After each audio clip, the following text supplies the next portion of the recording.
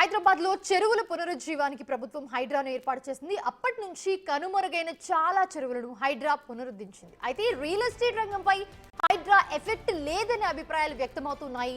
October నెలకు సంబంధించిన CAG report కూడా అదే చెప్తోంది.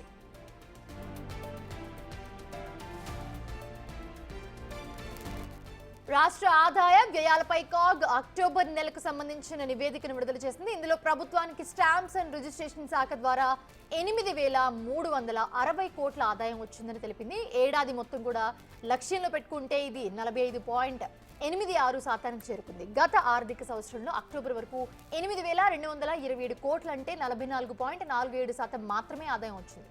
గతేడాది ఆర్థిక సంవత్సరం కంటే ఇప్పటి వరకు 1.39% అధికంగా రిజిస్ట్రేషన్ల ద్వారా ఆదాయం వచ్చిందని కాగ్ రిపోర్ట్ తెలిపింది.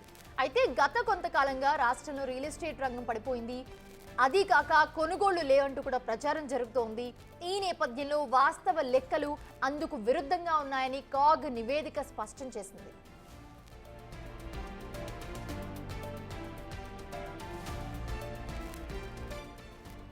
ప్రస్తుతం రాష్ట్ర ఆర్థిక వ్యవస్థను దృష్టిలో పెట్టుకుని ప్రభుత్వం కొత్త అప్పులు తెచ్చేందుకంటే ఉన్న అప్పులకు వడ్డీలు కట్టేందుకే అధిక ప్రాధాన్యత ఇస్తూ ఉంది.